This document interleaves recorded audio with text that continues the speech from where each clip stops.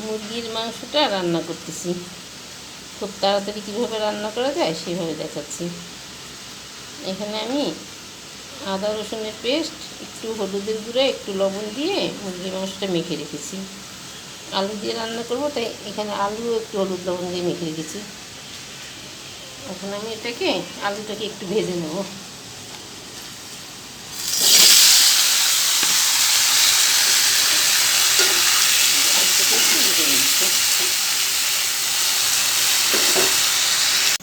আলুটাকে লাল লাল করে ভেজে নিলাম।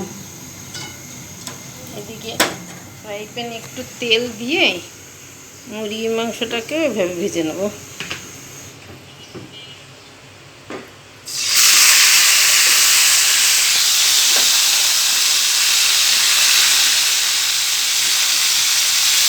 মাংস ভেজে রান্না করলে অন্যরকম স্বাদ লাগে।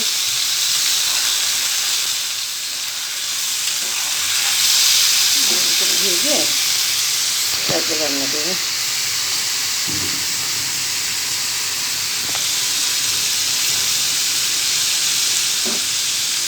মাংসটা একটু কড়া জালে একটু লাল লাল করে ভেজে নেব।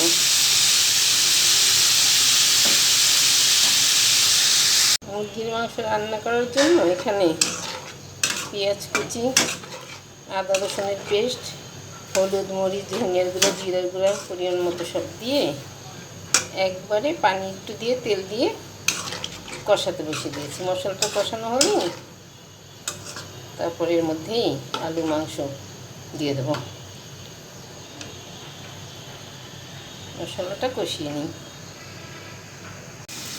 মশলাটা কষানো হয়ে গেলে এর মধ্যেই আলু ভাজা আর মুরগি ভাজাটা দিয়ে দিলাম। একটু কষিয়ে নিয়ে পানি দিয়ে দেবো। কষানো হয়ে গেছে, এখন আমি এটার মধ্যে পরিমাণ মতো পানি দিয়ে দিচ্ছি।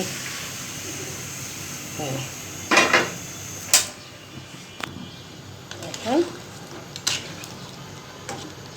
এটা রান্না হয়ে গেলে, সিদ্ধ হয়ে গেলে, যার যেরকম ঝোলটা খাওয়ার ইচ্ছা সেভাবে রাখলেই রান্নাটা হয়ে যাবে।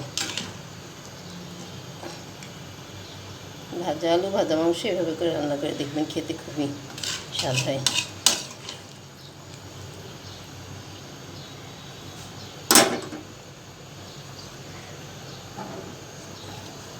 মাংসটা রান্না করা হয়ে গেল। এখন আমি এটার মধ্যে একটু জিরা ভাজা দিয়ে দিলাম।